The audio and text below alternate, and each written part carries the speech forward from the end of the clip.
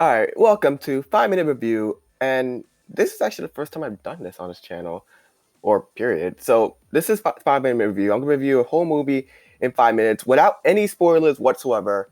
Um, and I'm going to be reviewing Spider-Man Into the Spiderverse, which came out like what, 7 days ago? So, don't really spoil anything because a lot of people haven't really seen it yet. And to those who have seen it, it's a pretty good movie. Can't complain. Let's get started.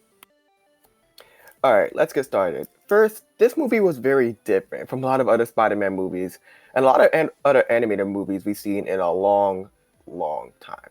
First, this movie covers Miles Morales, not Peter Parker, which is a really fresh change of pace because we keep getting Peter Parker movies with the MCU.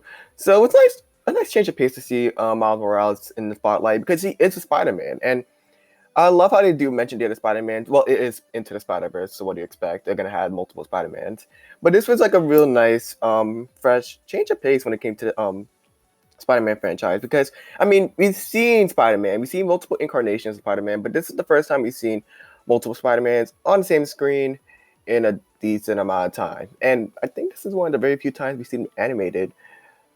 That's pretty interesting. And let's speak about the animation for a second. The animation in that movie was borderline beautiful. Like, I've never been so impressed by a movie's animation style and quality until now. Like, I've seen different animes who I feel like doesn't match up to how well this movie does. It does so many things especially well, and it's like really interesting to actually watch because when you watch the movie, it's a thrill ride. It really feels like a thrill ride that you're watching. It's not something that you expect from an animated movie, especially not a movie that's animated in the US. I feel like this is more of like a anime type of animated movie, but it does it so well. Like, it's really, really impressive. Like, I feel like there's not a lot of animated content in the US that matches up to this movie in particular. Um, and when covering Spider-Man, this is actually a really difficult thing. Like, not the most difficult thing to animate, but like I feel like they've done so many things done well. They've done so many things done well.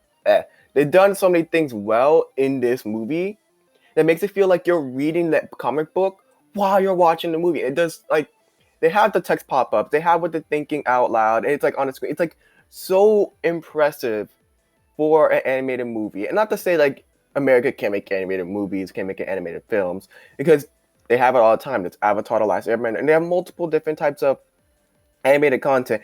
While they're at the same level of animated content as Japan does it's still really impressive to some degree. Now, to talk about this movie, for example, for,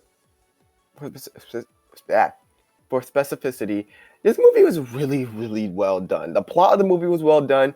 They brought out a lot of villains that we see, but in different incarnations of those villains. It's not like the standard, oh, it's not the standard, oh, it's what's his name? Yeah. It's not the standard Spider-Man movie villains that's like, oh, it's the same villain over again, like we get with the Green Goblin. It's like different incarnations of those said villains, and it's really interesting to see.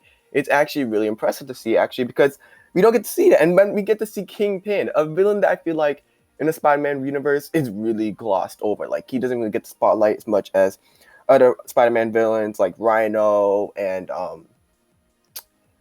Doc Ock. And I feel like they brought in multiple different versions of these Spider-Man villains, which does really well when you look at the Spider-Man cast. We have different Spider-Man and woman from different universes, and it's like really interesting to see how they quarrel, because it's like, oh, we got different version of the villains, we got different version of the hero. We got Peter Parker from a different universe, we got Miles Morales, which is the universe we're in. We got Gwen Stacy from another universe. We have the Spider Girl from a different universe from the future with the Spider Man.